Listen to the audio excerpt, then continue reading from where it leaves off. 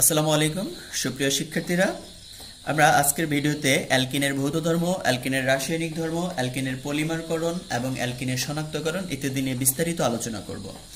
তো শুরুতেই আমরা আলোচনা করছি অ্যালকিনের ভৌত ধর্ম সম্পর্কে। সাধারণত অ্যালকিন আমরা জানি অ্যালকিনের প্রথম সদস্য সেটি হলো 2 কার্বন বিশিষ্ট। যেহেতু এদের মধ্যে কার্বন কার্বন দ্বিবন্ধন থাকে, অতএব এর প্রথম সদস্য হচ্ছে দ্বিতীয় 2 কার্বন বিশিষ্ট সদস্য, প্রথম সদস্য। তাহলে 2 কার্বন বিশিষ্ট, অতএব অ্যালকিনের তাহলে সেই প্রথম সদস্য 2 কার্বন বিশিষ্ট, 3 কার্বন বিশিষ্ট এবং 4 কার্বন বিশিষ্ট। 2 কার্বন, 3 কার্বন এবং 4 কার্বন, এই তিনটি সদস্য সাধারণ অবস্থায় গ্যাসীয়। অর্থাৎ অ্যালকিনের প্রথম সদস্য 2 কার্বন বিশিষ্ট হলো ইথিন, 3 কার্বন বিশিষ্ট প্রোপিন, 4 কার্বন বিশিষ্ট বিউটিন। তাহলে C2 থেকে C4 এই সদস্যগুলো সাধারণ অবস্থায় গ্যাসীয়, সাধারণ তাপমাত্রায় তারা গ্যাসীয় আকারে অবস্থান করে। এবং 5 থেকে 15 কার্বন বিশিষ্ট অ্যালকিন সমূহ, 5 থেকে 15 কার্বন বিশিষ্ট অ্যালকিন সমূহ এরা সাধারণ তাপমাত্রায় তরল আকারে অবস্থান করে। তো এদের পরবর্তী সদস্যগুলো অর্থাৎ 15 থেকে এর পরবর্তী যে সদস্যগুলো, এদের পরবর্তী সদস্যগুলো সাধারণ তাপমাত্রায় কঠিন আকারে অবস্থান করে। সাধারণত অ্যালকিন সমূহ বর্ণহীন, গন্ধহীন, কিন্তু ইথিলিন বা ইথিন অর্থাৎ 2 কার্বন বিশিষ্ট যে অ্যালকিন তার সুমিষ্ট গন্ধ বিদ্যমান। অন্যান্য যে অ্যালকিন তারা সাধারণত বর্ণহীন, গন্ধহীন এবং পানিতে অদ্রবণীয়। তবে হ্যাঁ, তারা জৈব দ্রাবক, যেমন কার্বন টেট্রাক্লোরাইড, অ্যালকোহল এতে দ্রবণীয়।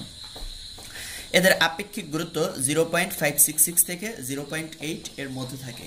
আপেক্ষিক গুরুত্ব হচ্ছে কোনো পদার্থের যে কোনো আয়তনের ভর এবং 4 ডিগ্রি সেলসিয়াস তাপমাত্রায় সম আয়তনের পানির ভরের অপেক্ষা যতগুণ বেশি তাকে ওই পদার্থের আপেক্ষিক গুরুত্ব বলা হয়। অর্থাৎ কোনো একটি পদার্থ তার যে কোনো আয়তনের ভর নিব, একই তাপমাত্রায় 4 ডিগ্রি সেলসিয়াস তাপমাত্রায় একই আয়তনের পানির ভর নিব। এই দুইটার ভরকে আমরা ভাগ করব এদের অনুপাত, অর্থাৎ ওই বস্তুর ভরকে পানির ভর দিয়ে ভাগ দেব, যেটা পাবো সেটা হচ্ছে আপেক্ষিক গুরুত্ব। তাহলে অ্যালকিনের আপেক্ষিক গুরুত্ব 0.566 থেকে 0.8, এর মানে পানির চেয়ে এটি হালকা। তাহলে পানির চেয়ে হালকা, পানিতে এটি ভাসবে। এই অ্যালকিন সমূহকে অলিফিনস বলা হয়। অলিফিন অর্থ হচ্ছে তৈল উৎপাদনকারী। তাহলে অ্যালকিনের নিম্নতর সদস্য যেমন ইথিন, প্রোপিন, এরা ক্লোরিনের সাথে যুক্ত হয়ে তৈলজাতীয় ডাইক্লোরাইড গঠন করে, এজন্য এদেরকে অলিফিনস বলা হয়। অ্যালকিন সমূহের রাসায়নিক ধর্ম। অ্যালকিন সমূহ বিভিন্ন ধরনের রাসায়নিক বিক্রিয়া প্রদর্শন করে, যেমন ওজনীকরণ বিক্রিয়া। নিষ্ক্রিয় দ্রাবক ক্লোরোফর্ম বা কার্বন টেট্রাক্লোরাইডে অ্যালকিনকে দ্রবীভূত করে। নিষ্ক্রিয় দ্রাবক ক্লোরোফর্ম কিংবা কার্বন টেট্রাক্লোরাইড, এই কার্বন টেট্রাক্লোরাইডে অ্যালকিনকে দ্রবীভূত করে। এর ভিতরে যদি আমরা ওজোন যোগ করি তাহলে অস্থায়ী ওজোনাইট গঠিত হয়। এই ওজোনাইটকে জিঙ্ক ও পানি সহ আদ্র বিশ্লেষণ করলে 2টি কার্বনিল যৌগ উৎপন্ন হয়। তাহলে কি, যে নিষ্ক্রিয় দ্রাবকে প্রথমে অ্যালকিনকে দ্রবীভূত করে নিতে হবে, দেন তার ভিতরে ওজোন চালনা করতে হবে, তাহলে অস্থায়ী ওজোনাইট। সেই অস্থায়ী ওজোনাইট পুনরায় জিঙ্ক এবং পানির সাথে বিক্রিয়া করে আদ্র বিশ্লেষিত হয়ে তারা কার্বনিল যৌগ। আমরা জানি কার্বনিল অ্যালডিহাইডও হতে পারে, কিটোনও হতে পারে, কারণ অ্যালডিহাইড এবং কিটোন উভয়ের মধ্যে কার্বনিল মূলক বিদ্যমান। কার্বনিল মূলক হচ্ছে আমাদের সেই সিও মূলক। তাহলে এই সিও মূলক, এই মূলকটা হচ্ছে কার্বনিল। তাহলে এরকম 2টি কার্বনিল মূলক পাওয়া যাবে, যার একটি অ্যালডিহাইডও হতে পারে, কিংবা কার্বনিল মূলকের উভয় পাশে যদি অ্যালকেল যুক্ত হয় তাহলে কিটোনও হতে পারে। তাহলে যাই হোক না কেন, অ্যালডিহাইড হোক বা কিটোন হোক, এক্ষেত্রে আমরা এই ওজনীকরণের ফলে, ওজোনালাইসিসের ফলে আমরা 2টি কার্বনিল যৌগ পাবো। আমরা একটা এক্সাম্পল দেখি। ধরে নাও এই যৌগ, এটা হচ্ছে আমাদের কোনো একটা অ্যালকিন, এর এই হাতগুলোতে হাইড্রোজেন কিংবা অ্যালকাইল যে কোনো গ্রুপ যুক্ত থাকতে পারে। তাহলে ওজন যদি এর সাথে যুক্ত হয়, ওজন, তাহলে দেখো এখানে 2টি বন্ধন, যার একটি সিগমা বন্ধন, একটি পাই বন্ধন। তাহলে পাই বন্ধনটি যদি ভেঙে তাহলে 2টি হাত খালি হয়। এই কার্বনের একটি হাত খালি হলো, এই কার্বনের একটি হাত। প্রথমে আমরা পাই বন্ধনটাকে ভাঙলাম, ধরে নিলাম নিচেরটা পাই বন্ধন, উপরেরটা সিগমা বন্ধন। তাহলে আমরা এই পাই বন্ধনটাকে ভেঙে নিলাম। তো পাই বন্ধনটা ভেঙলে, এই পাই বন্ধনটা যদি ভেঙে যায় তাহলে এই কার্বনের একটি হাত খালি হলো, এই কার্বনের একটি হাত খালি হলো। তো এখানে দেখো আমাদের ওজনে 3টি অক্সিজেন পরমাণু যুক্ত হয়ে ওজনের অণু গঠিত হয়। তাহলে সেই ওজনের 3টি অক্সিজেন পরমাণু, 2টি অক্সিজেন পরমাণু এখানে যুক্ত হলো এবং তারা নিজেদের মধ্যে একটি বন্ধন তৈরি করলো। তাহলে দেখো এখনো আমাদের আরো একটি অক্সিজেন রয়ে গেছে। সেই অক্সিজেন পরমাণুটি কি করবে, সিগমা বন্ধনকে ভেঙে এই সিগমা বন্ধনের মধ্যে এদের সাথে যুক্ত হবে। তাহলে সিগমা বন্ধনটাকে ভাঙলো, এখানে সিগমা বন্ধনটাকে ভেঙে সেখানে একটি অক্সিজেন যুক্ত হলো উভয় কার্বন পরমাণুর মাধ্যমে, এবং অপর 2টি অক্সিজেন এই পাই বন্ধনটি ভেঙে সেখানে 2টি অক্সিজেন যুক্ত হলো, অক্সিজেন নিজেদের মধ্যে আবার একটা বন্ধন করে নিল। তাহলে দেখো আমাদের 3টি অক্সিজেন যুক্ত হয়ে এই যে গঠনটা তৈরি করলো, এই গঠনটাই হচ্ছে ওজোনাইট গঠন। তাহলে এটা হচ্ছে ওজোনাইট, অস্থায়ী এই ওজোনাইট উৎপন্ন করে। এরপরে তাহলে আমরা অস্থায়ী ওজোনাইট গঠিত হলো। এই অস্থায়ী ওজোনাইট পরবর্তীতে জিঙ্ক ও পানি সহ আদ্র বিশ্লেষণ। তাহলে এতে আমাদের জিঙ্ক এবং পানি নিতে হবে। তো আমরা নিলাম জিঙ্ক এবং পানি H2O জিঙ্ক। এখন দেখো এই যে জিঙ্ক কি করবে, এখান থেকে এই অক্সিজেনকে নিয়ে নেবে। আমরা যদি ভালোভাবে লক্ষ্য করি তাহলে খুব সহজেই বুঝতে পারবো। জিঙ্ক এখান থেকে এই অক্সিজেনটাকে নিয়ে নিল, অক্সিজেনটাকে নিলে কি হবে, নিঃসন্দেহে জিঙ্ক অক্সাইড হবে। তাহলে আমার এই জিঙ্ক অক্সাইড হলো। আচ্ছা, তো এখান থেকে যখন অক্সিজেনটাকে নিয়ে নিল তখন এই কার্বনেরও হাত খালি হলো, এই কার্বনেরও হাতটা খালি হয়ে গেল। আচ্ছা, এরপরে এই যে অক্সিজেনের মধ্যকার যে বন্ধনটা, এই বন্ধনটা ভেঙে যাবে। তাহলে এই বন্ধনটা যদি ভেঙে যায় তাহলে দেখো এই কার্বন তার এপাশের দুই হাতে হাইড্রোজেন বা অ্যালকাইল যারা ছিল তারা থাকলো, আর এই হাত এর এই যে এই হাতটুকু, আর অক্সিজেনের এই পাশের এই যে এখান থেকে ভেঙে যাওয়ায় এই হাতটুকু, এই হাত আর এই হাত ধরে তারা এখানে একটা দ্বিবন্ধন করবে। তাহলে হয় কি, অক্সিজেনের সাথে কার্বন, অক্সিজেনের সাথে দ্বিবন্ধন। তাহলে এই কার্বনের এই বন্ধন দুটি আগেই ছিল, সে দুটি থাকলো। আমরা কি করলাম, কার্বনের যখন এখান থেকে অক্সিজেনটা জিঙ্কের সাথে জিঙ্ক অক্সাইড আকারে এই অক্সিজেনটা চলে গেল, তখন এখানে যে কার্বনের খালি হাত হয়, আবার অক্সিজেনের মধ্যকার এই বন্ধনটি ভেঙে যাওয়ায়, এখানকার এই বন্ধনটি ভেঙে যাওয়ায় এই খালি হাত এবং এই খালি হাত তারা এখানে একটা দ্বিবন্ধন তৈরি করে। তাহলে দেখো কার্বন আর অক্সিজেনের মধ্যে হয় দ্বিবন্ধন, আর এই পাশের এই দুটি বন্ধন। তাহলে কার্বন অক্সিজেনের মধ্যে এই দ্বিবন্ধন আর এই পাশের দুটি বন্ধন। অনুরূপভাবে এই অংশে অনুরূপ ঘটনা ঘটে। এক্ষেত্রে এই অক্সিজেন চলে যাওয়ায় এই কার্বনের এই হাতটুকু খালি হয়ে যায়, আবার অক্সিজেনটার এখানে মধ্যকার বন্ধন ছিন্ন হয়, এই হাতটুকু খালি হয়ে যায়। তাহলে এই খালি হাতটুকু এবং এই খালি হাতটুকু তারা পরস্পরের মাধ্যমে কি করবে, এখানে একটা দ্বিবন্ধন তৈরি করবে। তাহলে উৎপন্ন হলো কার্বন আর অক্সিজেনের মধ্যকার দ্বিবন্ধন, আর তার এই হাতে যা যুক্ত হয়, অর্থাৎ সেই অক্সিজেনটি এই কার্বন, দ্বিবন্ধনে এই কার্বন আর কার্বনের এই দুটি হাত, আর প্লাস জিঙ্ক অক্সাইড। তাহলে দেখো এই একটি কার্বনিল এবং এই একটি কার্বনিল, তাহলে দুটি কার্বনিল যৌগ উৎপন্ন হয়। তো এখন দেখো এই যে দুটি কার্বনিল যৌগ, সেই দুটি কার্বনিল যৌগ বিভিন্ন রকম হতে পারে। আমরা যদি সবগুলোই H নেই, এখানেও H নিলাম, এখানেও H নিলাম, এখানেও H, এখানেও H, তাহলে আমার এখানেও H থাকবে, এখানেও H থাকবে। দেখো এইগুলোর কিন্তু কোনো পরিবর্তন হচ্ছে না, একটু মনোযোগ দিলেই কিন্তু খুব সহজেই তোমরা এটি বুঝতে পারবে। তাহলে এখানেও সেই হাইড্রোজেনটি থেকে যাবে, এখানে হাইড্রোজেনটি থেকে যাবে, এই হাইড্রোজেনটা থেকে গেল। তাহলে মূল ঘটনা কি ঘটলো, দেখো খুব সহজ, যে এখানে এই কার্বন এই দ্বিবন্ধন বরাবর ভেঙে গেল, ভেঙে গিয়ে এই কার্বনের সাথে একটা অক্সিজেন, এই কার্বনের সাথে একটা অক্সিজেন যুক্ত হলো, আর একটা অক্সিজেন জিঙ্ক নিয়ে জিঙ্ক অক্সাইড তৈরি করলো। তাহলে এই বরাবর যদি ভেঙে এখানে একটা অক্সিজেন যুক্ত হয়, তাহলে অক্সিজেন যুক্ত হলে কি হয়, যে এই কার্বন সেই অক্সিজেন এর সাথে যুক্ত হয় একটা কার্বনিল, আবার এই কার্বন অক্সিজেনের সাথে যুক্ত হয় একটা কার্বনিল। এখন দেখো তো এই কার্বনিলটা কি, এই কার্বনিলটাকে আমরা এভাবে লিখতে পারি HCHO, HC, এরপরে এই SO, এটাকে বলা হয় মিথানেল বা ফর্মালডিহাইড। তাহলে আমার এই বিক্রিয়ায় 2 অণু ফর্মালডিহাইড উৎপন্ন হয়। এরকম করে তোমরা, এখন আমরা কি করলাম, এই দুইটি হাতেই দুটি হাইড্রোজেন রাখলাম, এখানে একটি হাইড্রোজেন, এখানে একটি মিথাইল। তাহলে এক্ষেত্রে কি হবে, ওজোন, দেখো সেম ঘটনা কি হবে, দুটি হাইড্রোজেন এরকম থেকেই যাবে, এবং এই দ্বিবন্ধন এখানেও এই CH3 থেকেই যাবে, H থেকেই যাবে। তাহলে এই কার্বনের এই পাশের টুকু এবং এই কার্বনের এই পাশের টুকু আমি অক্ষত লিখলাম। তাহলে মাঝখানের দ্বিবন্ধন ভাঙবে, ভেঙে এই হাত খালি, এখানে একটা অক্সিজেন, এখানে একটা অক্সিজেন, তাদের মধ্যে আবার একটা বন্ধন, আবার উপরের বন্ধনটা ভেঙে আর একটা অক্সিজেন, যেহেতু 3টে অক্সিজেনের 2টা, আর একটা অক্সিজেন এখানে যুক্ত হলো। তাহলে এই ওজোনার অস্থায়ী ওজোনাইট যৌগ গঠিত হলো, অস্থায়ী ওজোনাইট। পরবর্তীতে কি হবে, জিঙ্ক হবে এবং পানি, জিঙ্ক এবং পানি আদ্র বিশ্লেষণ। তাহলে জিঙ্ক আর পানি, জিঙ্ক কি করবে, এখান থেকে এই অক্সিজেনটাকে নিয়ে নেবে, তাহলে এখান থেকে জিঙ্ক অক্সিজেনটাকে নেবে, এই বন্ধনটা ভেঙে গেল। তাহলে এই বন্ধনটা যদি ভেঙে যায় তাহলে উৎপন্ন হয় কি HCH, এখানে O, আর দেখো এটাও উৎপন্ন হয় কি CH3CH, আর এই হচ্ছে O, অর্থাৎ প্লাস আমার এই কার্বনের এক হাতে CH3 আর এক হাতে হচ্ছে H আর হচ্ছে অক্সিজেন। তাহলে CH3CHO, এটার নাম কি, CH3CHO, এটা হচ্ছে আমাদের ইথানেল বা অ্যাসিটালডিহাইড, এটাও একটা অ্যালডিহাইড বা ইথানেল, CH3CHO। তাহলে CH3CHO হচ্ছে অ্যাসিটালডিহাইড। তাহলে এখানে হলো মিথানেল এবং এখনো ইথানল, তাহলে এখনো মিথানেল, এখনো ইথানল, আর জিঙ্ক অক্সাইড তো হবেই। তাহলে এটা উৎপন্ন হলো।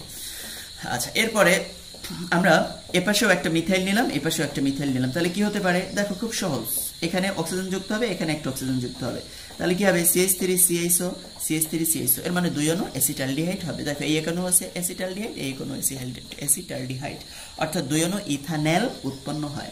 ওজোনাইটটা কি হবে, খুব সহজ, এখানে CH3 থাকলো, Hটাও থাকলো, এবং এই বন্ধনটা ভেঙে এখানে একটা অক্সিজেন, আবার এই কার্বন বন্ধনটা ভেঙে এখানে একটা অক্সিজেন, CH3H যেভাবে আছে সেভাবেই থেকে যাবে, আবার এদের মধ্যে একটা বন্ধন আর উপরের বন্ধনটা ভেঙে এরা নিজেরা আবার একটা অক্সিজেন, তাহলে অস্থায়ী ওজোনাইট। আমরা এখানে কি নিব, এখানে নেব জিঙ্ক, উপরে জিঙ্ক নিচে পানি, আদ্র বিশ্লেষণ করলে 2 অ্যাসিটালডিহাইড এবং জিঙ্ক অক্সাইড উৎপন্ন হয়।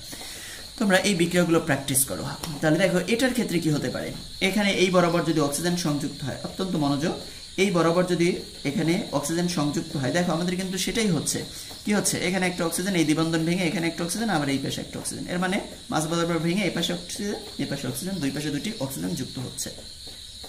তো এটার ক্ষেত্রেও দেখো আমরা একটু ওজোনাইট যৌগটা গঠন করেই ফেলি। তো আমাদের CH3 হলো CH3 এবং এই বন্ধনটা ভাঙলে ওর হাতে একটা অক্সিজেন, আবার উপরে এভাবে একটা অক্সিজেন, এখানে এই কার্বনটা আর এখানে এই আরেকটা অক্সিজেন, এই যে হাইড্রোজেনগুলো যেভাবে ছিল সেভাবে, অর্থাৎ নিচের বন্ধনটা ভেঙে দুই পাশে দুইটা অক্সিজেন আর তারা নিজেদের মধ্যে একটা বন্ধন, উপরের বন্ধনটা ভেঙে আরেকটা অক্সিজেন, মোট ওজোনাইটের তিনটা অক্সিজেনে তাহলে যুক্ত হয়ে ওজোনাইট যৌগ গঠন করলো। ওজোনের তিনটে অক্সিজেনের সাথে সংযুক্ত হয়ে ওজোনাইট। এখন কি হবে, এখন হবে জিঙ্ক এবং পানি আদ্র বিশ্লেষণ। তাহলে আদ্র বিশ্লেষণ হলে জিঙ্ক কি করবে, অক্সিজেনটুকু নিয়ে নিবে, অক্সিজেনটুকু যদি নিয়ে নেয় এখান থেকে ভেঙে যাবে, এখান থেকে ভেঙে গেলে কি হবে, CH3C অক্সিজেনের সাথে দ্বিবন্ধন গঠিত হবে, এই বন্ধন আর এই বন্ধনটুকু আর এই বন্ধন দিয়ে দ্বিবন্ধন গঠিত হবে। তাহলে আসতেছে কি, আসতেছে CH3, তারপরে এই C, এরপরে হচ্ছে CH3, এটা এই অক্সিজেন। দেখো আমরা এটাকে যদি এভাবে লিখি CH3 তারপরে CO CH3, তাহলে এটাকে তুমি কি বলবে, এটা দেখো কিটোন হয়ে গেছে আমাদের, কিটোন, এই কিটোনটার নাম হচ্ছে প্রোপানন। তাহলে দেখো আমার এই কার্বনের দুই হাতেই যদি অ্যালকাইল থাকে তাহলে কিটোন উৎপন্ন হয়, আর এক হাতে যদি অ্যালকাইল আর এক হাতে যদি হাইড্রোজেন থাকে তাহলে কিন্তু অ্যালডিহাইড উৎপন্ন হয়। তাহলে এই দ্বিবন্ধনের উভয়, এই পাশের কার্বন বা এই পাশের কার্বন, যে কোনো কার্বনের দুটি মূলক যদি অ্যালকাইল থাকে, দুটি মূলকই যদি অ্যালকাইল থাকে তাহলে হবে কিটোন, আর একটি মূলক বা দুটি মূলকে যদি হাইড্রোজেন হয় তাহলে সেক্ষেত্রে হবে ফর্মালডিহাইড বা অন্য যে কোনো অ্যালডিহাইড। তাহলে আমরা এই পাশটা কিটোন পাইলাম, তাহলে এই পাশটা যেহেতু কিটোন হলো আর এই পাশে দেখো দুটি হাইড্রোজেন আছে, তাহলে কি হবে, এই H, এই C double bond oxygen H, অর্থাৎ ফর্মালডিহাইড হবে। তাহলে আমরা এটাকে লিখতে পারি HCH ও ফর্মালডিহাইড প্লাস এর সাথে আমাদের সেই জিঙ্ক অক্সাইড। আচ্ছা তাহলে এটা কি হবে, দেখো এটা আরো সহজ, বিষয়টা কি হবে, যেগুলো CH3 যেভাবে আছে সেভাবেই রেখে দাও। আমাদের কিন্তু বিক্রিয়াটা যদিও দেখতে জটিল মনে হচ্ছে, আসলে বিক্রিয়াটি খুবই সহজ। এবং এই CH3 কি করব আমরা, মাঝখানের এই যে দুটি বন্ধন আছে, এই নিচের বন্ধনটি ভাঙলাম, ভেঙে ওরা একটা হাত খালি হলো, ওরা একটা হাত খালি হলো, অর্থাৎ দুটি বন্ধন এরকম তারা আবদ্ধ ছিল, বন্ধন দুটি ভাঙলে ওর ইলেকট্রনটাও নিয়ে গেল, এরকম দুটি হাত সৃষ্টি হলো। এখন এই হাতে একটা অক্সিজেন, এই হাতে আর একটা অক্সিজেন, তাহলে এই দুটি অক্সিজেন দুই হাতে যুক্ত হলো, এখানে একটি অক্সিজেন এখানে একটি অক্সিজেন, তারা নিজেদের মধ্যে একটি বন্ধন করলো, আর উপরের যে এই বন্ধনটা ভেঙে আরেকটি অক্সিজেন তারা এখানে আবদ্ধ করলো। পরবর্তীতে কি হবে, আমাদের জিঙ্ক এবং পানি H2। তাহলে জিঙ্ক এবং পানি এর আদ্র বিশ্লেষণ, জিঙ্ক নিঃসন্দেহে এখানের অক্সিজেনটাকে নিয়ে জিঙ্ক অক্সাইড হচ্ছে, তাদের এই বরাবর বন্ধনটা ভেঙে যাচ্ছে, এই কার্বন অক্সিজেনের সাথে দ্বিবন্ধন করছে, এই কার্বন এই অক্সিজেনের সাথে দ্বিবন্ধন করছে, তাহলে CH3C double bond O CH3C double bond O CH3। এর মানে আমরা কি পাচ্ছি, আমরা পাচ্ছি 2 অণু প্রোপানন অথবা 2 অণু অ্যাসিটন। তাহলে 2 অণু আমরা অ্যাসিটন পাচ্ছি, এই অক্সিজেন আর ডাবল বন্ড CH3 তারপরে প্লাস হচ্ছে জিঙ্ক অক্সাইড। আচ্ছা এখন আমাদের একটু মনোযোগী হতে হবে, এই বিক্রিয়ার আলোকে আমরা কিছু কথাবার্তা বলবো, এই বিক্রিয়াগুলোর আলোকে। দেখো আমি শেষ বিক্রিয়াটার আলোকে যদি একটু কথা বলি, যে তুমি একটি অ্যালকিন তাকে ওজোনালাইসিস করলা, ওজোনালাইসিস করে 2 অণু অ্যাসিটন পাইলা, তাহলে 2 অণু অ্যাসিটন পাইলা, অ্যালকিনটার গাঠনিক সংকেত নিরূপণ করো। তাহলে কি করলা, যে তুমি ওজোনালাইসিস করলা, ওজোনালাইসিস করে 2 অণু অ্যাসিটন পাইলা বা 2 অণু প্রোপানন পাইলা, মানে CH3CO CH3 2 অণু CH3 এরকম পাইলা। তো এখন দেখো যে তোমার এই ওজোনালাইসিসের ফলে যে যৌগটা হয় সেই যৌগটা মূলত কি, এই যৌগটা ছিল, এই যৌগটা ওজোনালাইসিস করার পূর্বে এরকম ছিল, ওজোনালাইসিস করার পরে এরকম হয়েছে। তাহলে দেখো তো এই অংশটুকু এবং এই অংশটুকুর মধ্যে পার্থক্য কোথায়, এই অংশটুকুর মধ্যে দেখো তো এখানে কার্বন আর কার্বনের মধ্যে দ্বিবন্ধন ছিল, এই সেই কার্বন আর এই সেই কার্বন দ্বিবন্ধন, তাহলে দ্বিবন্ধনের মাঝখানে কি আবদ্ধ হয়ে গেছে, দুটি অক্সিজেন, তাহলে অক্সিজেন দুটি সরাই দাও, তাহলেই তোমার কিন্তু সেই কাঙ্ক্ষিত অ্যালকিন পেয়ে গেলা। তাহলে এখানে প্রশ্নে বলা হয়েছে যে তোমার ওজোনালাইসিসের ফলে 2 অণু কিটোন পাইলা, 2 অণু অ্যাসিটন, 2 অণু প্রোপানন পাইলা, তাহলে যেহেতু 2 অণু প্রোপানন, যেহেতু ধরে উল্লেখিত অ্যালকেনটির ওজোনালাইসিস এবং পরবর্তীতে জিঙ্ক আদ্র বিশ্লেষণের ফলে যেহেতু 2 অণু কিটোন পাওয়া যায়, অতএব তার সম্ভাব্য গাঠনিক সংকেতটি হতে পারে নিম্নরূপ। তাহলে এই CH3, এরপরে এই প্লাস অক্সিজেন কার্বন দ্বিবন্ধন, এই CH3 তাহলে এখান থেকে এই অক্সিজেনটুকু যদি বাদ দিলে তাহলে গঠনটা কিরকম হতে পারে? তাহলে অ্যালকিনের গঠনটা কিরকম হতে পারে? CH3 carbon, CH3 double bond, এই কার্বন এবং এই তার CH3 তাহলে অ্যালকিনের গঠনটা এরকম হতে পারে। এর নাম কি হতে পারে? এটা 1 নম্বর কার্বন, 2 নম্বর কার্বন, 3 নম্বর কার্বন, 4 নম্বর, তাহলে 2 এ এবং 3 এ দুটি মিথাইল, তাহলে 2,3 dimethyl butane, 2,3 dimethyl butane 2, 2,3 dimethyl butene 2 যেহেতু দ্বিবন্ধন বিউটিন 2, 2,3 ডাইমিথাইল বিউটিন 2। এখন দেখো এই 2,3 ডাইমিথাইল বিউটিন 2, তাহলে এখন এইটাই যে এর জন্য আবার কি করতে হবে? এই 2,3 ডাইমিথাইল বিউটিনকে ওজোনালাইসিস করে এটাকে পুনরায় আবার ওজোনালাইসিস করে আবার জিঙ্ক আদ্র বিশ্লেষণ করে দেখাও যে হ্যাঁ ঠিকই এর ইতে 2 অণু কি হয়? 2 অণু অ্যাসিটন হয়। তাহলে এইটুকু দেখাও, যেহেতু এইটার ওজোনালাইসিসের ফলে আমার 2 অণু কিটোন হয়, অতএব উদ্দীপকের অ্যালকিনের গাঠনিক সংকেত এইটি। তাহলে আমরা প্রথমে যা বলবে যে আমার এখনো অ্যালডিহাইড হলো, এখনো কিটোন হলো, এখনো ফর্মালডিহাইড হলো, এখনো অ্যাসিটন হলো, তাহলে ওর উপরে ভিত্তি করে আমার গাঠনিক সংকেতটা আগে কি হবে সেটা নিরূপণ করব। নিরূপণ করার পরে সেটাকে আবার ওজোনালাইসিস করে আমরা দেখাবো যে হ্যাঁ প্রশ্নে যে দুটি যৌগের কথা বলা হয়েছে সেই দুটি যৌগই এই বিক্রিয়ার মাধ্যমে উৎপন্ন হয়। এই বিষয়টি যদি তোমরা ভালোভাবে না বুঝো পুনরায় আমাকে ভিডিওর কমেন্টসে জানাও। আচ্ছা, এরপরে আমরা অ্যালকেনের দহন বিক্রিয়া দেখব। তাহলে দহন বিক্রিয়ার ক্ষেত্রে আমরা বলেছিলাম যে জৈব যৌগের ক্ষেত্রে খুব সহজেই এদের দহন বিক্রিয়াগুলো আইডেন্টিফাই করা যায়। এদের দহন বিক্রিয়ার ক্ষেত্রে যতগুলো কার্বন আছে তত অণু কার্বন ডাই অক্সাইড এবং যতগুলো হাইড্রোজেন তার অর্ধেক পানি। পর্যাপ্ত অক্সিজেন সহকারে যদি আমরা বিক্রিয়া ঘটাই, যতগুলো কার্বন আছে তত অণু কার্বন ডাই অক্সাইড এবং যতগুলো হাইড্রোজেন আছে তার অর্ধেক পানি। তো অ্যালকিনের দহন বিক্রিয়া, সাধারণত অ্যালকিন নরমালি সে হচ্ছে দাহ্য পদার্থ, এটি বায়ু বা অক্সিজেনের উজ্জ্বল শিখায় জলে কার্বন ডাই অক্সাইড ও পানি উৎপন্ন করে। এতে কার্বনের শতকরা পরিমাণ বেশি থাকে। এই বিষয়টা কি? কার্বনের শতকরা পরিমাণ বেশি থাকে, আমরা একটু এক্সাম্পল দিয়ে দেখি যে C2H4 এর নাম হচ্ছে ইথিন আর C2H6 এর নাম হচ্ছে ইথেন। এখন দেখো এই ইথিন এর মধ্যে কার্বন মোট ভর হচ্ছে কত? 24 এবং 12 × 24 আর এর 4, তাহলে আসতেছে কত? 24 আর 4 28, 28। তাহলে দেখো সেই 28 ভাগের মধ্যে কার্বন কত ভাগ? 28 ভাগের মধ্যে কার্বন হচ্ছে 24 ভাগ।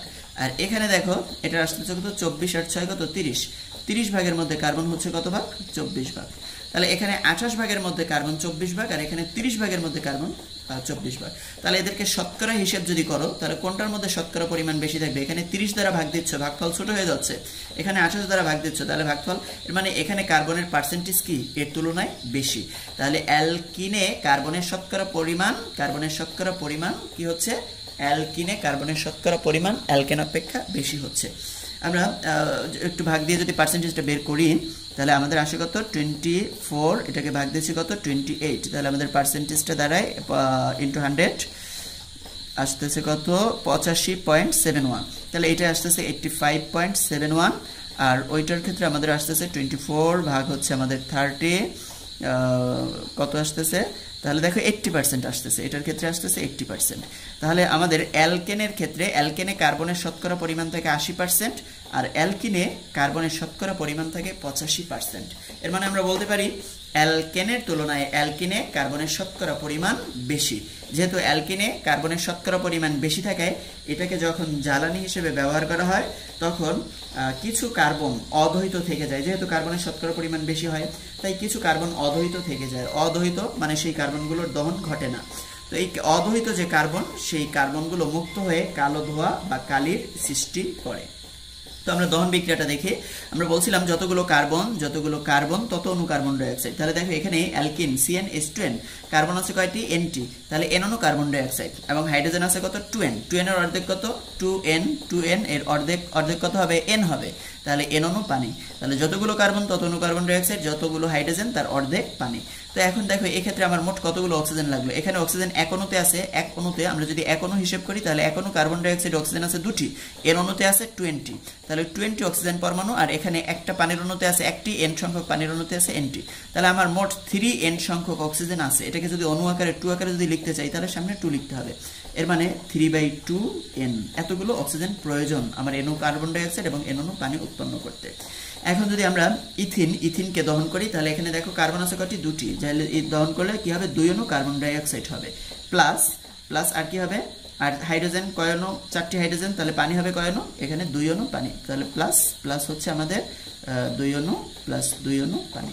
এখন 2 অণু পানিতে আমার অক্সিজেন কয়টি লাগছে, 2টি অক্সিজেন, আর এখানে দেখো কত, 2 দুগুণে 4, এখানে 4টি অক্সিজেন আর এখানে 2টি অক্সিজেন, মোট কয়টি, 6টি, তাহলে এই 3 দুগুণে 6টি অক্সিজেন। এরকম দহন বিক্রিয়াগুলো। পলিমারকরণ বিক্রিয়া, তাহলে পলিমারকরণ বিক্রিয়া হচ্ছে কি, যে বিক্রিয়ার মাধ্যমে এক বা একাধিক মনোমার বারবার যুক্ত হয়ে বিভিন্ন দৈর্ঘ্যের বা উচ্চ আণবিক ভর বিশিষ্ট যৌগ উৎপন্ন করে তাকে পলিমার যৌগ বলা হয়, আর এই যে প্রক্রিয়ার মাধ্যমে এটা হয় তাকে পলিমারকরণ বলা হয়। আর পলিমারকরণ বিক্রিয়ায় যে অণুগুলো অংশগ্রহণ করে তাদেরকে আমরা বলি মনোমার। পলিমারকরণ বিক্রিয়ায় যে অণুগুলো অংশগ্রহণ করে আমরা তাদেরকে মনোমার বলি। আচ্ছা, তো এখন আমরা এই পলিমারকরণ বিক্রিয়ায় প্রথমে দেখব কিভাবে পলিথিন উৎপন্ন করা হয়। তো পলিথিন দেখো 1000 বা 1200 অ্যাটমসফিয়ার চাপে এবং 200 ডিগ্রি সেলসিয়াস তাপমাত্রায়, 1000 বা 1200 অ্যাটমসফিয়ার চাপে এবং 200 ডিগ্রি সেলসিয়াস তাপমাত্রায় অক্সিজেন প্রভাবকের উপস্থিতিতে ইথিনের অসংখ্য অণু পরপর যুক্ত হয়ে পলিথিন বা পলিইথিলিন উৎপন্ন করে। দেখো CH2 ডাবল বন্ড CH2, এটার নাম হচ্ছে ইথিন বা ইথিলিন। তাহলে এর n সংখ্যক অণু আমরা নিলাম অক্সিজেন প্রভাবকের উপস্থিতিতে 200 ডিগ্রি সেলসিয়াস তাপমাত্রায় এবং হচ্ছে 1000 থেকে 1200 অ্যাটমসফিয়ার চাপে। তাহলে এই এত উচ্চ তাপমাত্রা এবং উচ্চ তাপে কি হবে, CH2 ডাবল বন্ড CH2 তাদের সেই দুর্বল পাই বন্ধনটি ভেঙে গেল, সিগমা বন্ধনটি আছে, পাই বন্ধনটি ভেঙে গেল। তাহলে পাই বন্ধনটি ভাঙলে এই পাশে হাত খালি হয়, এই পাশে হাত খালি হয়। তাহলে আমরা ইথিনের একটা অণু লিখলাম, একটা অণুর বন্ধন ভেঙে দেখলাম যে এর দুই পাশে কি দুটি খালি হাতের সৃষ্টি হলো। তো এরকম আমার এখানে অণু ছিল কয়টা, nটা, আমি একটা অণুকে ভেঙে দেখাইছি। তাহলে এরকম আরো কয়টা অণু বাকি আছে আমার হাতে, আরো n-1 সংখ্যক অণু আমার হাতে বাকি আছে। সেই অণুগুলো যদি এরকম প্রত্যেকটা ভাঙে তাহলে তাদেরও এই পাশে এবং এই পাশে হাত খালি হবে।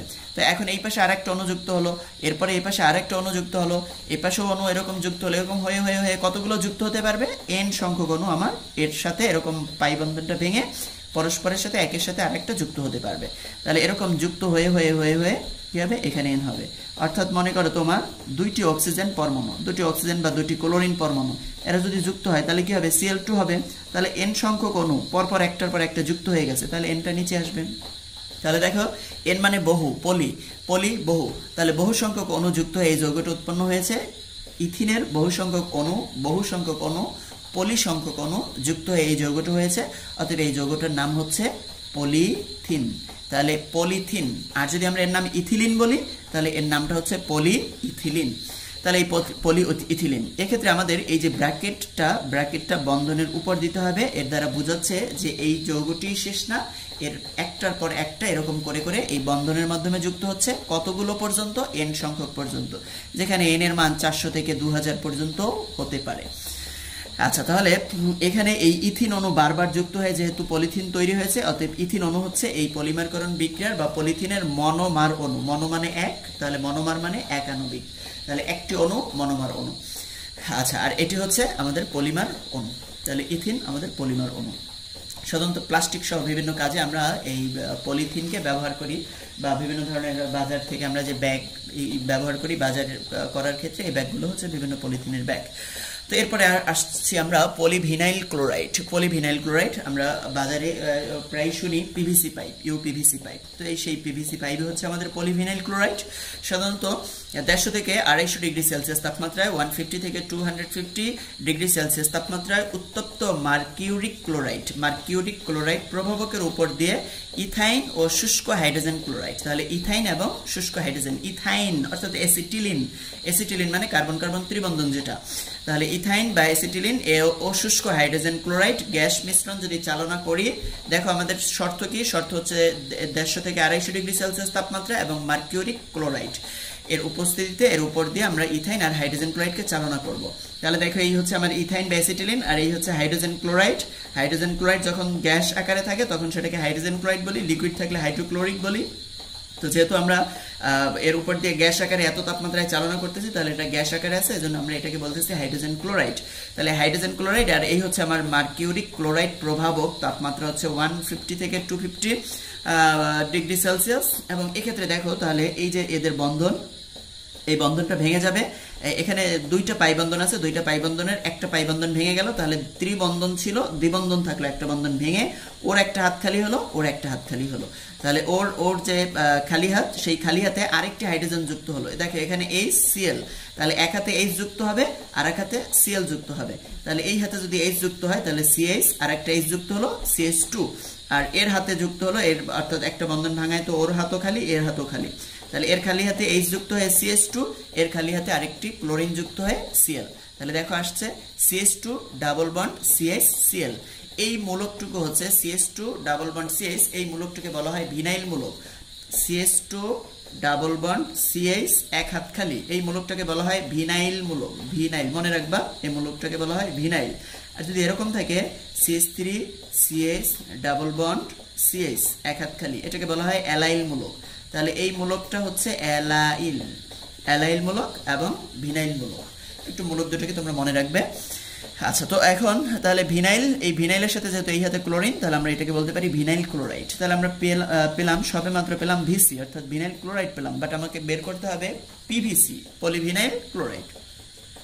তাহলে এখন কি করতে হবে, তাহলে আমার এই যে ভিনাইল ক্লোরাইড উৎপন্ন হলো, একে জৈব পারক্সাইড প্রভাবকের উপস্থিতিতে অধিক চাপ ও উচ্চ তাপমাত্রায় উত্তপ্ত করলেই আমার PVC তথা পলিভিনাইল ক্লোরাইড উৎপন্ন হবে। তাহলে আমার মূল কাজটি হলো 150 থেকে 250 ডিগ্রি সেলসিয়াস তাপমাত্রায়, 150 থেকে 250 ডিগ্রি সেলসিয়াস তাপমাত্রায় উত্তপ্ত মার্কিউরিক ক্লোরাইড প্রভাবকের উপর দিয়ে ইথাইন ও শুষ্ক হাইড্রোজেন ক্লোরাইড, ইথাইন ও শুষ্ক হাইড্রোজেন ক্লোরাইড যদি চালনা করি, তাহলে আমার প্রথম ধাপে হচ্ছে VC অর্থাৎ ভিনাইল ক্লোরাইড। এর পরবর্তী ধাপে জৈব পারক্সাইড প্রভাবকের উপস্থিতিতে যদি অধিক চাপ উচ্চ তাপমাত্রায় একে আবার পুনরায় প্রভাবিত করা হয়, তাহলে সেক্ষেত্রে আমার পলিভিনাইল ক্লোরাইড তথা PVC উৎপন্ন হয়। তাহলে আমরা প্রথম বিক্রিয়াটি দেখলাম ভিনাইল ক্লোরাইডের প্রস্তুতি। এখন পলিভিনাইল, তাহলে পলিভিনাইল, পলি মানে বহু, তাহলে আমরা বহু সংখ্যক অণু নিলাম, N সংখ্যক অণু, জৈব পারক্সাইড, চাপ এবং প্রযুক্ত চাপ এবং উচ্চ তাপমাত্রা। তো এই ক্ষেত্রে দেখো এদের মধ্যকার যে দ্বিবন্ধন আছে, দ্বিবন্ধনটি ভেঙে যাবে। দ্বিবন্ধন ভাঙলে এই CH এর একটা হাত খালি হলো, CH2 এবং ওর একটা হাত খালি হলো। তাহলে এরকম আমার N সংখ্যক অণুর প্রত্যেকেরই এই পাই বন্ধনটি ভেঙে একটি করে হাত উভয় পাশে খালি হবে।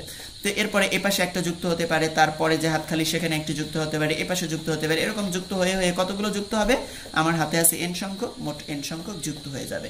তাহলে দেখো N সংখ্যক অণু যুক্ত হয়ে একটা বড় অণু তৈরি করছে, একটা পলি অণু তৈরি করছে। এই জন্য এই যৌগটা হচ্ছে পলিমার যৌগ এবং এই বিক্রিয়াটাকে বলা হয় পলিমারকরণ বিক্রিয়া। এখানে ভিনাইল ক্লোরাইড হচ্ছে এই PVC তথা পলিভিনাইল ক্লোরাইডের মনোমার হচ্ছে ভিনাইল ক্লোরাইড।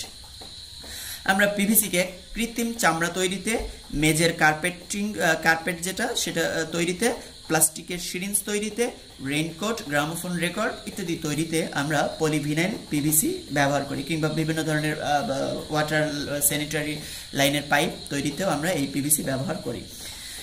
এরপরে আসছে পলিস্টাইরিন। পলিস্টাইরিন, তাহলে স্টাইরিনের পলিমার যৌগ হচ্ছে পলিস্টাইরিন। সাধারণত অনাদ্র অ্যালুমিনিয়াম ক্লোরাইড প্রভাবকের উপস্থিতিতে, বেনজিনের সাথে ইথিনের বিক্রিয়ায়, ইথাইল বেনজিন উৎপন্ন হয়। উৎপন্ন ইথাইল বেনজিকে 650 ডিগ্রি সেলসিয়াস তাপমাত্রায় উত্তপ্ত ফেরিক অক্সাইড প্রভাবকের উপর দিয়ে চালনা করলে স্টাইরিন। তাহলে দেখো আমাদের কয়েক ধাপে কাজটা করতে হচ্ছে। প্রথম ধাপে কাজটা কি, অ্যালুমিনিয়াম ক্লোরাইড প্রভাবকের উপস্থিতিতে বেনজিনের সাথে ইথিন। তাহলে বেনজিনের সাথে যখন ইথিন বিক্রিয়া করবে তখন যেটা হবে সেটা হলো ইথাইল বেনজিন। বেনজিনের সাথে ইথিন বিক্রিয়া করে ইথাইল বেনজিন। এই ইথাইল বেনজিনকে আবার 650 ডিগ্রি সেলসিয়াস তাপমাত্রায় ফেরিক অক্সাইডের প্রভাবকের উপস্থিতিতে স্টাইরিন, দেন এই স্টাইরিন থেকে আমাদের তৈরি করতে হবে পলিস্টাইরিন। তাহলে আমরা একটু বিক্রিয়াটা দেখি। তাহলে আমাদের স্টাইরিন হবে, সেই স্টাইরিনের যাকে উচ্চ চাপে অ্যালুমিনিয়াম ক্লোরাইড প্রভাবকের উপস্থিতিতে উত্তপ্ত করলে পলিস্টাইরিন পাওয়া যায়। তো দেখো এই হচ্ছে আমাদের বেনজিন। তাহলে বেনজিনের এই হাতে আমাদের তো এর প্রত্যেকটা কর্নারেই কার্বনের সাথে একটি হাইড্রোজেন আছে, আমরা এই হাইড্রোজেনকে দেখালাম যেহেতু এখানে এর সাথে যুক্ত করব। তাহলে এই বন্ধনটা ভাঙলো, এখানের পাই বন্ধনটা ভাঙলো, পাই বন্ধন ভাঙলে ওরও একটা হাত খালি হয়, ওরও একটা হাত খালি হয়। এই হাইড্রোজেনটা গিয়ে এই খালি হাতে যদি যুক্ত হয় আর এই হাত দিয়ে যদি ওর সাথে যুক্ত হয়, তাহলে দেখো বেনজিনের এই জায়গায় এই CH2টা যুক্ত হবে, তাহলে বেনজিন এরপরে CH2 আর এই হাইড্রোজেনটা এখানে গিয়ে CH2 এর সাথে আরো একটা হাইড্রোজেন যুক্ত হয়ে কি হবে, CH3 হবে। তাহলে benzene CH2 single bond CH3, ওই বন্ধনটা ভেঙে এক হাত দিয়ে এই পাশে ধরলো আর এক হাত দিয়ে এখানের যে হাইড্রোজেনটা ছিল সেও ধরে ও CH2 CH3 হয়ে গেল। এরপরে আমরা সেই ফেরিক অক্সাইড প্রভাবকের উপস্থিতিতে 650 ডিগ্রি সেলসিয়াস তাপমাত্রায় ফেরিক অক্সাইড প্রভাবকের উপস্থিতিতে 650 ডিগ্রি সেলসিয়াস তাপমাত্রায় দেখো কি উৎপন্ন হলো, এখান থেকে একটি হাইড্রোজেন এবং এখান থেকে একটি হাইড্রোজেন, অর্থাৎ এখনো হাইড্রোজেন অপসারিত হলো। তাহলে এখনো হাইড্রোজেন যদি অপসারিত হয়, H2 অপসারিত হয়, অপসারিত হলে তাহলে এখানে হাত খালি তারা একটা দ্বিবন্ধন তৈরি করে। তাহলে এটার নাম হচ্ছে কি, স্টাইরিন। ইথাইল বেনজিন থেকে এখনো হাইড্রোজেন অপসারিত হয়ে আমার স্টাইরিন উৎপন্ন হলো। ইথাইল বেনজিন কেন, এই অংশটুকু হচ্ছে ইথাইল আর এই অংশটুকু হচ্ছে বেনজিন, এজন্য এটার নাম হচ্ছে ইথাইল বেনজিন। ইথাইল বেনজিনকে ফেরিক অক্সাইড প্রভাবকের উপস্থিতিতে 650 ডিগ্রি সেলসিয়াস তাপমাত্রায় যদি আমরা উত্তপ্ত করি তাহলে আমাদের স্টাইরিন উৎপন্ন হয়। এখন আমাদের স্টাইরিন থেকে সেই আমাদের আসল কাঙ্ক্ষিত যৌগ পলিস্টাইরিন তৈরি করব। তাহলে আমরা স্টাইরিন নিলাম, কত অণু নিব, N অণু নিব, N অণু স্টাইরিন নিলাম। অনাদ্র অ্যালুমিনিয়াম ক্লোরাইড চাপ তাপ, অনাদ্র অ্যালুমিনিয়াম ক্লোরাইড চাপ তাপ, সবসময় আমাদের অ্যালুমিনিয়াম ক্লোরাইডকে অনাদ্রই নিতে হয়। আচ্ছা, এখন এই বন্ধনটা তাদের এই মধ্যকার যে দুর্বল বন্ধন পাই বন্ধন, সবসময় পাই বন্ধন ভেঙেই পলিমার যৌগ উৎপন্ন হয়। তাহলে এই পাই বন্ধনটা ভাঙলে এ পাশে একটা হাত খালি হয়, এ পাশে একটা হাত খালি হয়। এরকম N সংখ্যক অণু প্রত্যেকের হাত ভেঙে এ পাশে হাত খালি হবে, এ পাশে হাত খালি হবে। তাহলে এর এই পাশে একটা যুক্ত হলো, তার এই পাশে হাত খালি হবে, সেখানে আরেকটা যুক্ত হলো, ওর পাশে যুক্ত হলো, কিংবা এই পাশে হাত খালি, এই খালি হাতের মাধ্যমে এই পাশে এরকম করে যুক্ত হয়ে হয়ে হয়ে হয়ে মোট কতগুলো হবে, N সংখ্যক হবে। দেখো এই বন্ধনের উপর থেকে কিন্তু ব্র্যাকেটটা দিতে হবে, আমি বারবার বলছি বন্ধনের উপর থেকে ব্র্যাকেট দিতে হবে, কারণ এরপর একটার পর একটা যেহেতু যুক্ত হচ্ছে এই বিষয়টি বোঝানোর জন্যই মূলত এই বন্ধনের উপরে ব্র্যাকেট দিতে হয়। আর ব্র্যাকেট যদি বন্ধনের মধ্যে অর্থাৎ ভিতরে রেখে যদি ব্র্যাকেট দেয় তাহলে বোঝা যায় যে ওর ভিতরের অংশটুকু আবদ্ধ হয়ে গেছে, ফিক্সড হয়ে গেছে, এজন্য ব্র্যাকেটের উপরে বন্ধনটা দিতে হয়। তাহলে আমরা দেখো N সংখ্যক স্টাইরিন অণু মিলে এই বড় একটা অণু তৈরি হয়েছে যার নাম হচ্ছে কি, পলিস্টাইরিন। তাহলে আমরা এই বিক্রিয়ার মাধ্যমে পেয়ে গেলাম পলিস্টাইরিন। বেনজিন ইথিনের সাথে বিক্রিয়া করে ইথাইল বেনজিন ফেরিক অক্সাইডের প্রভাবকের উপস্থিতিতে 650 ডিগ্রি সেলসিয়াস তাপমাত্রায় এর মধ্যে থেকে এখনো হাইড্রোজেন অপসারিত হয়ে স্টাইরিন উৎপন্ন হলো। স্টাইরিনের এই পাই বন্ধন ভেঙে একের পর এক অনুযুক্ত হয়ে পলিমারকরণ বিক্রিয়ার মাধ্যমে পলিস্টাইরিন তৈরি হলো। এই পলিস্টাইরিনকে খাবার পাত্র, কসমেটিক্সের বোতল এবং টেলিভিশনের ক্যাবিনেট বক্স, প্লাস্টিক ক্যাপ, শিশুদের খেলনার জিনিস ইত্যাদি তৈরির ক্ষেত্রে ব্যবহার করা হয়। আচ্ছা, এরপরে আমরা পলিমার যৌগ টেফলন দেখব। তাহলে টেফলন ফেরাস সালফেট ও হাইড্রোজেন পার অক্সাইড প্রভাবকের উপস্থিতিতে টেট্রাফ্লোরোইথিন থেকে পলিটেট্রাফ্লোরোইথিন বা টেফলন উৎপন্ন হয়। তাহলে ফেরাস সালফেট ও হাইড্রোজেন পার অক্সাইড প্রভাবক লাগবে আমাদের, একটা হচ্ছে ফেরাস সালফেট আর একটা হচ্ছে হাইড্রোজেন পার অক্সাইড। এই দুটি প্রভাবকের উপস্থিতিতে টেট্রাফ্লোরোইথিন, টেট্রা মানে চারটি ফ্লোরো, তাহলে টেট্রাফ্লোরোইথিন থেকে পলিটেট্রাফ্লোরোইথিন বা টেফলন। তাহলে পলিটেট্রাফ্লোরোইথিনের বাণিজ্যিক নাম হচ্ছে টেফলন। আচ্ছা, তো দেখো বিক্রিয়াটা টেট্রাফ্লোরোইথেন, তাহলে যেহেতু টেট্রাফ্লোরো চারটি ফ্লোরিন, তাহলে এই কার্বনের কাছে দুটি ফ্লোরিন, এই কার্বনের কাছে দুটি ফ্লোরিন, মোট চারটি ফ্লোরিন। তো চারটি ফ্লোরিন, তাহলে এটার নাম হচ্ছে কি, টেট্রাফ্লোরোইথিন হচ্ছে আমাদের এই যৌগটি। এর কয়টি অণু নিলাম, N সংখ্যক অণু নিলাম। কি হবে তাদের, সেই দুর্বল পাই বন্ধনটি ভেঙে যাবে, ভেঙে গেলে এপাশে একটি হাত খালি হবে, এপাশে একটি হাত খালি হবে। এরকম প্রত্যেকটা অণুর N সংখ্যক অণুর প্রত্যেকেরই এরকম পাই বন্ধন ভেঙে দুটি হাত মুক্ত হয়। সেই মুক্ত হাত দিয়ে এপাশ থেকে কিংবা এপাশ থেকে এরকম যুক্ত হতে কয়টি যুক্ত হলো, N সংখ্যক যুক্ত হলো। তাহলে ছিল টেট্রাফ্লোরোইথিন, এখানে N সংখ্যক মানে পলি সংখ্যক, তাহলে পলিটেট্রাফ্লোরোইথিন, যার বাণিজ্যিক নাম হচ্ছে টেফলন। তো এই টেফলনটি সাধারণত বৈদ্যুতিক ইনসুলেটর, ননস্টিক রান্নার প্যান, বৈদ্যুতিক ইনসুলেটর মানে অন্তরক পদার্থ যেগুলো যার ভিতর দিয়ে বিদ্যুৎ তড়িৎ প্রবাহিত করতে পারে না, ননস্টিক রান্নার প্যান তৈরিতে ব্যবহার করা হয়। এটি অদাহ্য এবং শক্ত, অর্থাৎ এটি জ্বলে না, এর দাহ্য ক্ষমতা কম নেই, এবং এটি খুব শক্ত, অ্যাসিড ক্ষারক দ্বারা আক্রান্ত হয় না, তাপ ও বিদ্যুৎ অপরিবাহী। এজন্যই মূলত সেই বৈদ্যুতিক ইনসুলেটরে ব্যবহার করা হয়।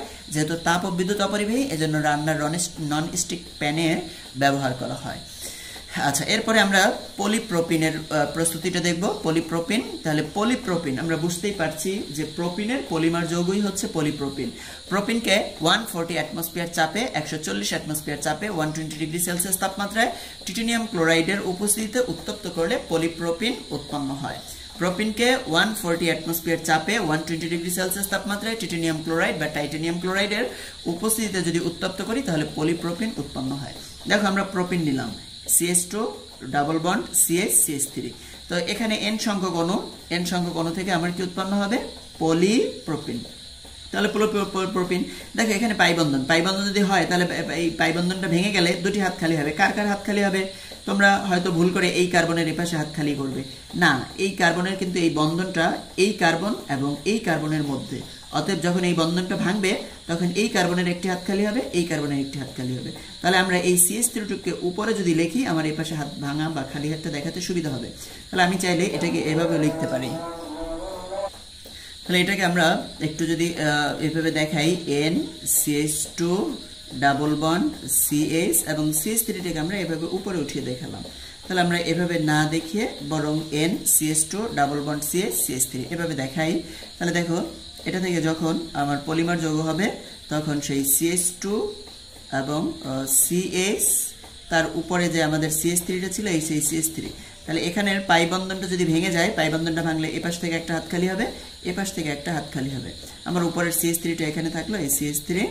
আচ্ছা, তাহলে এপাশে হাত খালি এবং এপাশে হাত খালি, তাহলে এইটুকু কি হবে? এখন এপাশে একটা যুক্ত হবে, এপাশে একটা, এপাশে এরকম করে করে করে যুক্ত হয়ে কতগুলো যুক্ত হতে পারে? n সংখ্যক যুক্ত হতে পারে। তাহলে CH2 ডাবল বন্ড CH আর উপরে CH3, এখানের এই পাই বন্ধন এটি সিগমা বন্ধন ধরে নিলাম। তাহলে উপরের এই পাই বন্ধনটি নরমালি আমরা ধরে নিচ্ছি, এর মানে কিন্তু এটা নয় যে উপরের বন্ধনটাই সবসময় পাই বন্ধন হতে পারে, আমরা এটা জাস্ট বোঝার সুবিধার্থে ধরে নিচ্ছি। তাহলে আমার এই পাই বন্ধনটি ভাঙলো, ভেঙে এপাশে একটি হাত খালি হলো, এপাশে একটি হাত খালি হলো। এরকম প্রত্যেকটা অণুর পাই বন্ধনটি ভেঙে দুটি হাত খালি হয় এবং পরপর তারা যুক্ত হয়ে n সংখ্যক মিলে একটা বিরাট পলি অণু তৈরি করে। তাহলে এই যৌগটি হচ্ছে পলিপ্রোপিন। এই পলিপ্রোপিনকে প্লাস্টিক রশি, প্লাস্টিক বোতল ইত্যাদি তৈরিতে পলিপ্রোপিন ব্যবহার করা হয়। এখন আমরা দেখব অ্যালকিনের শনাক্তকরণ। তাহলে অ্যালকিনকে আমরা কিভাবে শনাক্তকরণ করতে পারি? ব্রোমিন দ্রবণ পরীক্ষার মাধ্যমে আমরা অ্যালকিনকে শনাক্তকরণ করতে পারি। কার্বন টেট্রাক্লোরাইড এ ব্রোমিন যোগ করে, কার্বন টেট্রাক্লোরাইডে ব্রোমিন যোগ করে 5% ব্রোমিন দ্রবণ তৈরি করা হয়। কার্বন টেট্রাক্লোরাইড এর মধ্যে আমরা ব্রোমিন যোগ করব এবং যোগ করে 5% ব্রোমিন দ্রবণ তৈরি করব। এই দ্রবণটি লাল কিংবা হালকা বাদামি বর্ণের হতে পারে। তো কোনো জৈব যৌগের সাথে এই ব্রোমিন দ্রবণ যোগ করে আমরা এটাকে যোগ করে ভালোভাবে ঝাঁকাবো, আর যদি ব্রোমিন দ্রবণের লাল বা বাদামি বর্ণ যদি দূরীভূত হয় তবে যৌগটি অসম্পৃক্ত হবে। যেমন আমরা উদাহরণ হিসেবে দেখতে পারি ইথিন, এটাকে কার্বন টেট্রাক্লোরাইডে প্রথমে দ্রবীভূত করে নিব, এরপরে এর ভিতরে ব্রোমিন দ্রবণ যোগ করব। তাহলে অ্যালকিন কার্বন টেট্রাক্লোরাইডে দ্রবীভূত, এর ভিতরে দ্রবীভূত করার পরে ব্রোমিন দ্রবণের সাথে বিক্রিয়া করবে, তাহলে বিক্রিয়া করে বর্ণহীন হয়ে যায়। এবং বর্ণহীন হয় কেন? কারণ মূলত ব্রোমিন যে সে তখন অ্যালকিনের পাই বন্ধন ভেঙে সেখানে যুক্ত হয় এবং 1,2-ডাইব্রোমো ইথেন উৎপন্ন করে। তাহলে যতক্ষণ পর্যন্ত ব্রোমিন Br2 আকারে থাকবে ততক্ষণ তার লাল বা বাদামি বর্ণ থাকবে, কিন্তু যখন এটা অণুটা ভেঙে Br2 অণু ভেঙে গেল তখন তার সেই বর্ণের ধর্ম, সেই ধর্ম আর থাকলো না, সেটি পরিবর্তিত হয়ে গেল। কারণ আমরা জানি পদার্থের ধর্ম রক্ষাকারী ক্ষুদ্রতম কণা হচ্ছে অণু। তাহলে এক্ষেত্রে অণুটা ভেঙে যেহেতু অন্য একটা যৌগে পরিণত হচ্ছে, ফলে তার আর লাল বর্ণ থাকছে না। তাহলে ইথিনের সেই দ্বিবন্ধনের পাই বন্ধন ভেঙে এই CH2-র একটা হাত খালি, ওর হাতে একটি ব্রোমিন, ওর হাতে একটি ব্রোমিন, তাহলে কি হলো? ইথেন 1,2-ডাইব্রোমো, অর্থাৎ 1,2-ডাইব্রোমো ইথেন উৎপন্ন হলো। এখানে ব্রোমিন লাল বর্ণের, বাট এই যৌগটা হলো বর্ণহীন। এটা ব্রোমিন দ্রবণ পরীক্ষা বলা হয়। এই ব্রোমিন দ্রবণের সাহায্যে আমরা অসম্পৃক্ত যৌগ তথা অ্যালকিন এদেরকে শনাক্তকরণ করতে পারি। আরেকটি শনাক্তকরণ পরীক্ষা হচ্ছে বেয়ার পরীক্ষা। এই বেয়ার পরীক্ষায় পটাশিয়াম পারম্যাঙ্গানেটের ক্ষারীয় লঘু দ্রবণকে ব্যবহার করা হয়। তাহলে পটাশিয়াম পারম্যাঙ্গানেটের ক্ষারীয় লঘু দ্রবণ অর্থাৎ 1 থেকে 2% জলীয় দ্রবণ, এই জলীয় দ্রবণকে মূলত বলা হয় বেয়ার বিকারক। আর এই বেয়ার বিকারক দ্বারা এই পরীক্ষা করা হয় বলে একে বেয়ার টেস্ট বলা হয়, অসম্পৃক্ততার বেয়ার টেস্ট। এটি হালকা গোলাপি বর্ণের হয়ে থাকে তাহলে পটাশিয়াম পারম্যাঙ্গানেটের ক্ষারীয় লঘু যে জলীয় দ্রবণ 1 থেকে 2% জলীয় দ্রবণ, সেই জলীয় দ্রবণটা হালকা গোলাপি বর্ণের। অ্যালকিন বা অসম্পৃক্ত যৌগের সাথে বিক্রিয়ায় এর গোলাপি বর্ণ দূর হয়। অ্যালকিন বা অসম্পৃক্ত অর্থাৎ অ্যালকিন বা অ্যালকাইন এদের সাথে যখন বিক্রিয়া করে তখন বিক্রিয়া করার ফলে তাদের সেই গোলাপি বর্ণ দূর হয়, আর তাই একে অসম্পৃক্ততার বেয়ার টেস্ট বলা হয়। তাহলে অসম্পৃক্ততার বেয়ার টেস্ট বলা হয় কেন?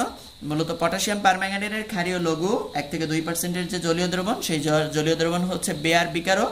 এই বেয়ার বিকারক এটি হালকা গোলাপি বর্ণের। অ্যালকিন বা অসম্পৃক্ত যৌগের সাথে বিক্রিয়ার সময় তাদের এই হালকা গোলাপি বর্ণ দ্রবীভূত হয় বলেই এদেরকে অসম্পৃক্ততার বেয়ার টেস্ট বলা হয় এই পরীক্ষাটিকে। আমরা উদাহরণ হিসেবে ethene CH2 double bond CH2 এটাকে নিলাম, এর সাথে পানি এবং অক্সিজেন, জাইমান অক্সিজেন। তাহলে পানি H2O এবং এই জাইমান অক্সিজেন আমাদের লঘু পটাশিয়াম পারম্যাঙ্গানেট এবং পটাশিয়াম হাইড্রোক্সাইড, লঘু পটাশিয়াম পারম্যাঙ্গানেট আর পটাশিয়াম হাইড্রোক্সাইড। তাহলে এক্ষেত্রে একটু দেখো মনোযোগ দিয়ে যে পানি মানে হচ্ছে HOH, তাহলে আমার এই একটি OH আর এই হাইড্রোজেনটা যদি অক্সিজেনের সাথে যুক্ত হয় তাহলে আরেকটি OH, তাহলে আমার দুইটা OH হয়ে গেছে। পানির OH একটি আর এই হাইড্রোজেন জাইমান অক্সিজেনের সাথে যুক্ত হয় আরেকটি OH। এখন এখান থেকে যদি পাই বন্ধনটা ভেঙে যায় তাহলে দুটি হাত খালি হয়, তাহলে এই খালি হাতে একটা OH যুক্ত হলো, এই খালি হাতে আরেকটা OH যুক্ত হলো। এটার নাম হচ্ছে ইথেন 1,2-ডাইয়ল অথবা ইথিলিন গ্লাইকল। এই যে ইথিলিন গ্লাইকল এটি তাহলে কি হলো? ইথিন এই লঘু পটাশিয়াম পারম্যাঙ্গানেট এবং পটাশিয়াম হাইড্রোক্সাইড এর ক্ষারীয় দ্রবণ, এরা বিক্রিয়া করেই মূলত ক্ষারীয় দ্রবণে এই জাইমান অক্সিজেন উৎপন্ন হয়। তাহলে সেই জাইমান অক্সিজেন এবং পানি এরা যখন এই অ্যালকিন অসম্পৃক্ত যৌগ অ্যালকিন তথা ইথিনের সাথে বিক্রিয়া করে গ্লাইকলে পরিণত করে, তখন এদের সেই গোলাপি বর্ণ বিদরিত হয় বলে এদেরকে এই বিক্রিয়াকে অসম্পৃক্ততার বেয়ার টেস্ট বলা হয়।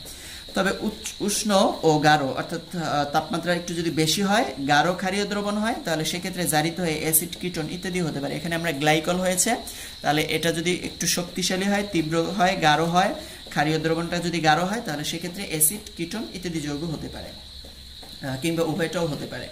যেমন দেখো এটি অর্থাৎ এটার নাম হচ্ছে আমাদের 1 নম্বর কার্বন, 2 নম্বর কার্বন, 3 নম্বর কার্বন, নাম হচ্ছে 2-মিথাইল প্রোপিন। তাহলে 2-মিথাইল প্রোপিন এটা উষ্ণ ও গাঢ় পটাশিয়াম হাইড্রোক্সাইড এবং পটাশিয়াম পারম্যাঙ্গানেটের দ্রবণ যদি হয় তাহলে এই অংশটুকু ভেঙে একটা অংশে দেখো কিটোন হয়, এই অংশটুকু কিটোন হয় এবং এখান থেকে একটা জাইমান অক্সিজেনের সাথে যুক্ত হয়ে দেখো এদের বিক্রিয়ায় পটাশিয়াম হাইড্রোক্সাইড আর পারম্যাঙ্গানেট এদের বিক্রিয়ায় কিন্তু জাইমান অক্সিজেন উৎপন্ন হচ্ছে। সেই জাইমান অক্সিজেন এই অংশটুকু একটা গ্রহণ করে কিটোন উৎপন্ন হলো, কার্বন একটা জাইমান অক্সিজেন গ্রহণ করে কার্বন ডাইঅক্সাইড হলো, দুটি অক্সিজেন নিয়ে, এবং দুটি হাইড্রোজেন এই জাইমান অক্সিজেন নিয়ে পানি হলো। তাহলে আমার এই ক্ষেত্রে অর্থাৎ এটা উষ্ণ গাঢ় পটাশিয়াম হাইড্রোক্সাইড এবং পটাশিয়াম পারম্যাঙ্গানেট হয়, সেক্ষেত্রে যথেষ্ট পরিমাণ জাইমান অক্সিজেন উৎপন্ন হচ্ছে। এই জাইমান অক্সিজেন প্রয়োজনীয় পরিমাণ জাইমান অক্সিজেন তারা গ্রহণ করে কিটোন, কার্বন ডাইঅক্সাইড এবং পানি।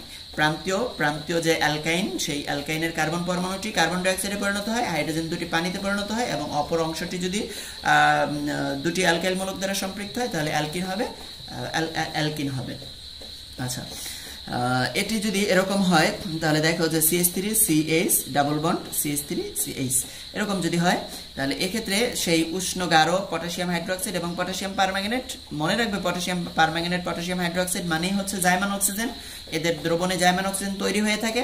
সেই জাইমান অক্সিজেন একে এই মাছ বরাবর ভেঙে দিয়ে এটাকে CH3C দুটি অক্সিজেন নিয়ে ডাবল OH, আবার এখানেও CH3C দুটি অক্সিজেন নিয়ে ডাবল OH, অর্থাৎ 2 অণু অ্যাসিড উৎপন্ন হয়। তাহলে দেখো একটি অ্যালকাইল একটি হাইড্রোজেন থাকলে অ্যাসিডে পরিণত হয়, দুটি অ্যালকাইল থাকলে কিটোনে পরিণত হয়, আর যদি দুটি হাইড্রোজেন থাকে তাহলে পানি আর কার্বন ডাইঅক্সাইড। আমরা কি বললাম যে তোমার যদি এই কার্বনের সাথে দুটি অ্যালকাইল থাকে তাহলে KMnO4 আর পটাশিয়াম হাইড্রোক্সাইড এর দ্রবণের জাইমান অক্সিজেন যে উৎপন্ন হয়, সেই জাইমান অক্সিজেন দ্বারা এটা জারিত হয়ে কিটোন উৎপন্ন হবে। যদি দুটি হাইড্রোজেন থাকে তাহলে সেক্ষেত্রে হাইড্রোজেন দুটি দ্বারা হবে পানি আর কার্বনটা দ্বারা হবে কার্বন ডাইঅক্সাইড। আর যদি একটি CH3 থাকে তাহলে একটি CH3 আর একটি H যদি থাকে তাহলে হবে অ্যাসিড CH3COOH। এই বিক্রিয়াটি একটু ভালোভাবে খেয়াল করবে এবং এই বিক্রিয়াগুলো খুব বেশি প্র্যাকটিস করবে। আর দেখো যে দুটি যদি CH3 এপাশেও CH3 তাহলে কি হবে? CH3 দুটি যদি CH3 তাহলে কিটোন, তাহলে নিঃসন্দেহে এই অংশটুকু একটা কিটোন, এই অংশটুকু একটা কিটোন। আমাদের অ্যালকিন সম্পর্কে এ পর্যন্তই আলোচনা। তোমাদের যে কোনো প্রবলেম আমাদেরকে ভিডিও কমেন্টসে জানাও, তোমাদের সব প্রশ্নের জবাব দেওয়া হবে ইনশাআল্লাহ। ধন্যবাদ সবাইকে।